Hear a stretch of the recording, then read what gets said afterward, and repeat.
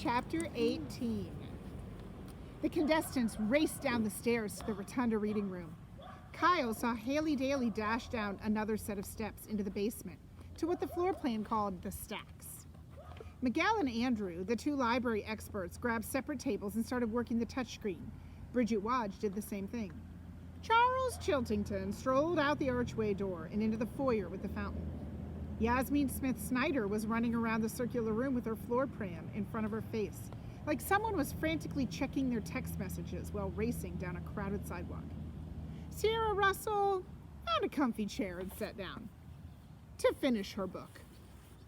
The girl definitely wasn't into the whole spirit of the game. "So Kyle," said Akimi, "you want to form an alliance?" "What do you mean?" "It's what people do on reality shows like Survivor.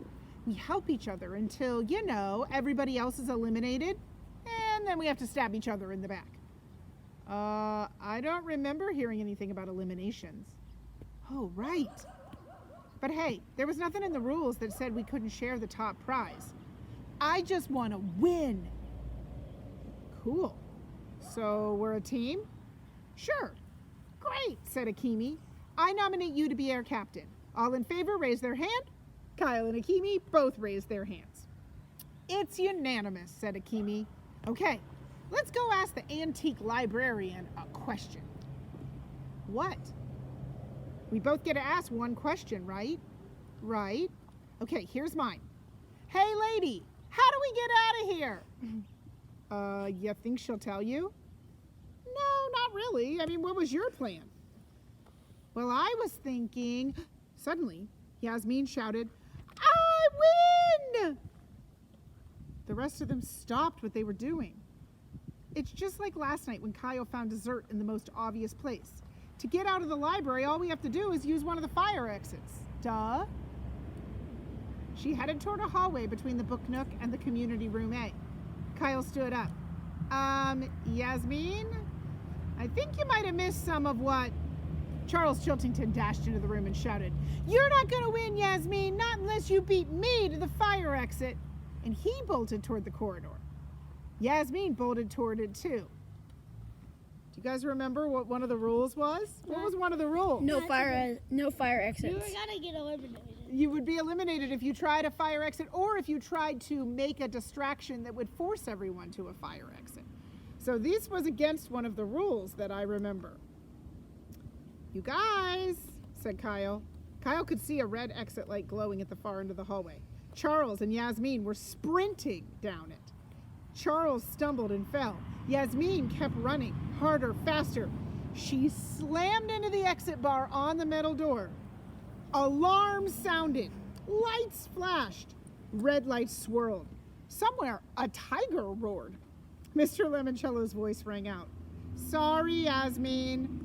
That's where your sidewalk ends. You are out of the game. Your library card will be placed in the discard bowl, and you will be going home." As the fire exit slowly swung shut and Yasmin disappeared into the bright sunshine outside, Kyle checked out Charles Chiltington, who would have been sent home if he hadn't have stumbled first. The guy was smirking. That was when it hit Kyle. Chiltington had actually faked Yasmin out. So he pretended like he was going to race toward the door so that Yasmin would race toward the door. And then he pretended to fall, knowing that she would get kicked out of the game. So now it's one less person that can beat him. So does Charles Chiltington sound like he's playing very fair if he's trying to get people kicked out? Right now, are you forming ideas in your head of who you think is going to win? Charlie. You think Charles Chiltington might win. So you No. think maybe he might be No, a little Kyle. bit cheating Kyle. and sly? Kyle. You think Kyle might win. But remember, Kyle's in an alliance with Akimi. So will they both win? Can I make a guess? Or can only one win? I think Haley Daly will win. Haley Daly, she really wants to win, but she just wants to win because she wants to know what the prize is. Well, I don't know. Sierra Russell could be tricky too. She's really quiet. She just kind of sits back and reads her book. It kind of reminds me of The Turtle and the Hare, where the turtle comes out of nowhere and wins. So I don't know. We'll see. Oh yeah, Chiltington was definitely in it to win it. No matter who he had to trample. Whistling casually, Charles strolled back to the lobby. "What's Chiltington doing in the entrance hall?" said Akimi. "They told us the way out isn't the way in." Before Kyle could answer, Andrew Peckelman started shouting to Miguel, who had wandered over to Peckelman's table. "Get away! You're trying to steal my idea." "No way," said Miguel. "I just happened to see your screen. And I don't think that particular periodical..." "You know what, Miguel? I don't really care what you think. This isn't school. This is the public library, and you're not the boss in here. So just leave me alone." Miguel tossed up his hands. "No problem, bro. I was just trying to help." "Ha!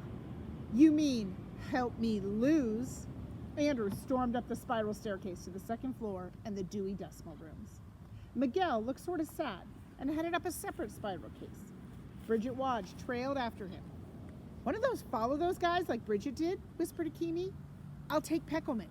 You take Miguel." "No thanks," said Kyle, looking up at the ceiling. "I'm more interested in the windows up there."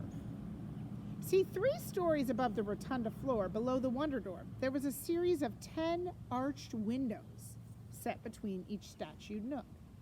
The window acted like skylights, allowing sunshine to flood into the room. "Do you think those windows open?" said Akimi. "Maybe, maybe not. I mean, I never let a closed lock window stand in my way before. Just ask my dad. What happened when the window at his house was locked?" He kicked it open. "He kicked it open and broke it." "What?" "Oh, never mind. Come on." Kyle trotted over to the window. And he trotted over to where Sierra Restful was peacefully reading her book. Excuse me. I hate to interrupt. Need a book." "Really?" said Sierra. "What kind?" Like the one you found. Way up there." "What's Kyle want to do?" He wants to take the thing up to the window. "He wants to go check out and see if the window's open." Fiction?" said Sierra. "Right," said Kyle. "Yeah. I love me some fiction." "What story do you like?" Something way up high," said Kyle. "The higher, the better." "Really?" "Yep." "Well, that's an interesting way to put together a reading list, but if it's the bookcase elevation, I'd like something on the top shelf," said Kyle. "Maybe right under that statue of the guy with the cat in the hat." "That's Dr. Seuss," said Sierra. "He wrote The Cat in the Hat." "Sweet," said Kyle. "But I just like him because he's close to the window."